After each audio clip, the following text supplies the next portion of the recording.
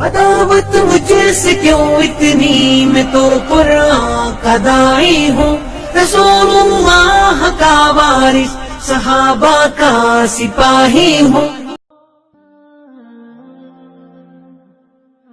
ہم میں سے بہت سے لوگ آیت الکرسی پڑھتے تو ہیں لیکن بغیر سمجھے، بغیر جانے کہ یہ آیت بتاتی کیا ہے تو یہ ایک آیت، لیکن اس کی فضیلت کے بارے میں بہت سی احادیث وارد ہوئی ہیں۔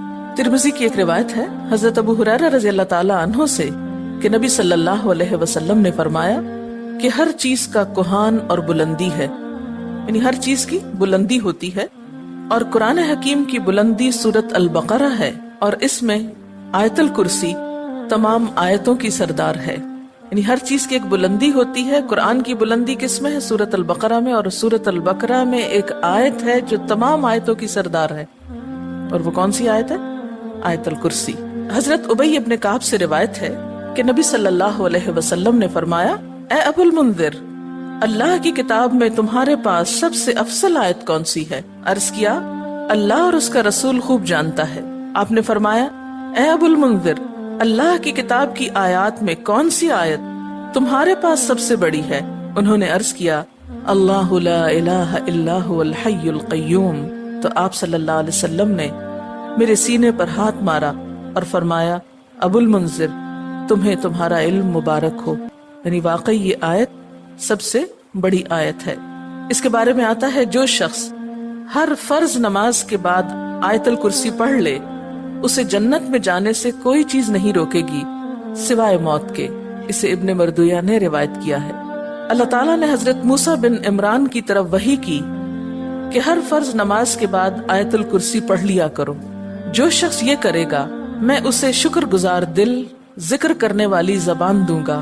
اس پر ہمیشگی صرف نبیوں سے ہوتی ہے، یا صدیقوں سے، یا اس بندے سے جس کا دل میں نے ایمان کے لیے آزما لیا ہو، یا اسے اپنی راہ میں شہید کرنا چاہتا ہوں۔ یعنی اس آیت کی پابندی ہر فرض نماز کے بعد اللہ کے خاص بندوں سے ہی ہوتی ہے۔ بس اپنے آپ کو چیک کر لیں کہ آپ ان میں شامل ہیں کہ نہیں، کیونکہ ہم نماز میں کچھ سوچتے رہتے ہیں، جو ہی سلام پھیرتے ہیں پھر بغیر کچھ سوچے سمجھے جو سوچ رہے ہوتے ہیں اس کو بیان کرنے لگتے ہیں، اور یہ بھول جاتے ہیں کہ یہ وقت آیت الکرسی پڑھنے کا ہے۔ لیکن جب انسان کا دل اللہ کی طرف مائل ہو جاتا ہے تو پھر نہیں بھولتا۔ نبی صلی اللہ علیہ وسلم نے یہ بھی فرمایا کہ جس گھر میں آیت الکرسی پڑھی جائے اس گھر سے شیطان نکل جاتا ہے۔ اس کے بارے میں ایک روایت ہے جو بخاری کی ہے، صحیح حدیث ہے۔ حضرت ابو ہریرہ رضی اللہ تعالیٰ عنہ کہتے ہیں کہ آپ صلی اللہ علیہ وسلم نے مجھے صدقہ فطر کی حفاظت پر مقرر کیا۔ فطرانہ جمع ہو رہا تھا اور آپ نے اس کی حفاظت کے لیے ان کو ایک طرح سے چوکیداری دی۔ کوئی شخص آیا اور غلہ چوری کرنے لگا، میں نے اسے پکڑ لیا اور کہا، میں تجھے رسول اللہ صلی اللہ علیہ وسلم کے پاس لے جاؤں گا۔ وہ کہنے لگا، میں محتاج ہوں، عیالدار ہوں، سخت تکلیف میں ہوں۔ چنانچہ میں نے اسے چھوڑ دیا۔ جب صبح ہوئی تو آپ نے مجھ سے پوچھا، ابو ہریرہ، آج رات تمہارے قیدی نے کیا کہا تھا؟ میں نے کہا، یا رسول اللہ صلی اللہ علیہ وسلم، اس نے محتاجی اور عیالداری کا شکوہ کیا تھا، مجھے رحم آیا تو میں نے اسے چھوڑ دیا۔ آپ نے فرمایا، دھیان رکھنا، وہ جھوٹا ہے، وہ پھر تمہارے پاس آئے گا۔ چنانچہ اگلی رات وہ پھر آیا اور غلہ اٹھانے لگا، میں نے اسے پکڑ لیا اور کہا، آج تو ضرور میں تمہیں نبی صلی اللہ علیہ وسلم کے پاس لے جاؤں گا۔ وہ کہنے لگا، مجھے چھوڑ دو، میں محتاج ہوں، عیالدار ہوں، آئندہ نہیں آؤں گا۔ مجھے پھر رحم آ گیا اور میں نے اسے چھوڑ دیا۔ صبح ہوئی تو آپ صلی اللہ علیہ وسلم نے مجھ سے پوچھا، ابو ہریرہ، تمہارے قیدی نے کیا کیا؟ میں نے کہا، یا رسول اللہ صلی اللہ علیہ وسلم، اس نے سخت محتاجی اور عیالداری کا شکوہ کیا، مجھے رحم آ گیا تو میں نے اسے چھوڑ دیا۔ آپ نے فرمایا، دھیان رکھنا، وہ جھوٹا ہے، وہ پھر آئے گا۔ چنانچہ تیسری بار میں طاق میں رہا، وہ آیا اور غلہ سمیٹنے لگا۔ میں نے کہا، اب تو میں تمہیں ضرور آپ صلی اللہ علیہ وسلم کے پاس لے جاؤں گا، اب یہ تیسری بار ہے، تو ہر بار یہی کہتا ہے کہ پھر نہ آؤں گا، مگر پھر آتا رہا۔ اس نے کہا، مجھے چھوڑ دو، میں تمہیں چند کلمے سکھاتا ہوں جو تمہیں فائدہ دیں گے۔ میں نے کہا، وہ کیا ہیں؟ کہنے لگا، جب تو سونے لگے تو آیت الکرسی پڑھ لیا کر، اللہ کی طرف سے ایک فرشتہ تیرا نگہبان ہوگا اور صبح تک شیطان تیرے پاس نہ آئے گا۔ صبح ہوئی تو آپ صلی اللہ علیہ وسلم نے مجھ سے پوچھا، تیرے قیدی نے آج رات کیا کیا؟ میں نے آپ صلی اللہ علیہ وسلم کو ساری بات بتلا دی تو آپ صلی اللہ علیہ وسلم نے فرمایا، اس نے یہ بات سچی کہی، حالانکہ وہ جھوٹا ہے۔ پھر آپ نے مجھ سے کہا ابو ہریرہ جانتے ہو 3 راتوں سے کون تمہارے پاس آتا رہا ہے؟ میں نے کہا نہیں۔ آپ صلی اللہ علیہ وسلم نے فرمایا وہ شیطان تھا جو انسانی شکل میں آ رہا تھا۔ اچھا آپ نے دیکھا ہوگا کہ بعض لوگ اس بات کی شکایت کرتے ہیں کہ ان کے پیسے لاکر میں سے اور تالے میں سے چوری ہو جاتے ہیں، ایک ایسی جگہ سے ان کے پیسے چرائے جاتے ہیں کہ جس کی چابی ان کے سوا کسی اور کے پاس نہیں۔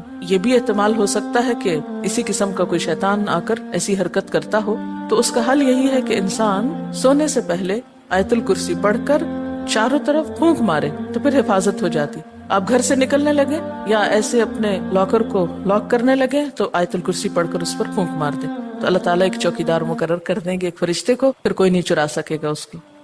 تو بہرحال آیت الکرسی جو ہے یہ بہت ہی فضیلت والی آیت ہے۔ چلیے اب دیکھتے ہیں کہ اس آیت میں ہے کیا۔ اللہ لا الہ الا ہو، اللہ تعالیٰ اس کے سوا کوئی الہ نہیں۔ الہ کون ہوتا ہے؟ اس کا معنی عام طور پر معبود کیا جاتا ہے، لیکن بنیادی طور پر الہ کا معنی ہوتا ہے خالق، رازق، مالک، حاجت روا، مشکل کشا، عبادت کے لائق۔ ظاہر ہے جس نے پیدا کیا، جو روزی دیتا ہے، وہی مالک ہونے کا حقدار ہے۔ پھر جو ہماری حاجتیں پوری کرتا ہے، جو ہماری مشکلیں آسان کرتا ہے، وہی اس لائق ہے کہ ہم اس کی عبادت بھی کریں۔ تو اللہ لا الہ الا ہو، اللہ تعالیٰ وہی عبادت کے لائق ہے۔ الحی القیوم، زندہ ہے، قائم رہنے والا ہے، دوسروں کو قائم رکھنے والا ہے۔ لا تأخذہ سنۃ ولا نوم، نہ اس کو اونگ آتی ہے اور نہ نیند آتی ہے۔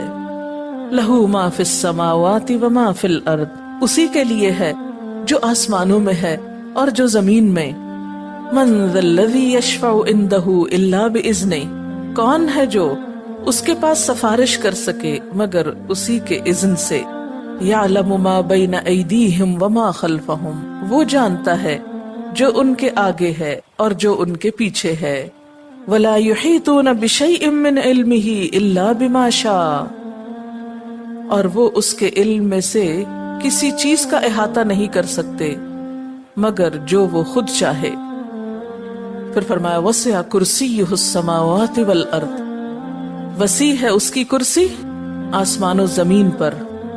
ولا یؤودہ حفظہما، اور نہیں تھکاتی اس کو ان دونوں کی حفاظت۔ وہو العلی العظیم، اور وہ بلند ہے، بہت بڑا۔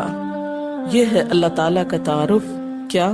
نمبر 1 اس کے سوا کوئی الہ نہیں، نمبر 2 وہ زندہ ہے، نمبر 3 قائم رہنے والا ہے، قائم رکھنے والا ہے، نمبر 4 اس کو نیند اور اونگ نہیں آتی، نمبر 5 آسمان و زمین کا مالک وہی ہے، نمبر 6 اس کے پاس کسی کی سفارش کام نہ کرے گی مگر اسی کی اجازت کے ساتھ، یعنی سارا اختیار قیامت کے دن اسی کے پاس ہوگا، نمبر 7 انسانوں کے سامنے اور انسانوں کے پیچھے، یعنی ان کا ماضی اور مستقبل سب کا علم وہ رکھتا ہے، نمبر 8 اس کے علم میں سے کوئی کچھ نہیں لے سکتا مگر جتنا وہ چاہے، یعنی اللہ کے علم جیسا علم کسی اور کا نہیں، نمبر 9 اس کی حکومت، قدرت، عظمت، اقتدار یا علم آسمان و زمین پر محیط ہے، چھایا ہوا ہے، اور نمبر 10 ان دونوں کی حفاظت اس کے لیے کچھ مشکل کام نہیں، نمبر 11 وہ بہت بلند،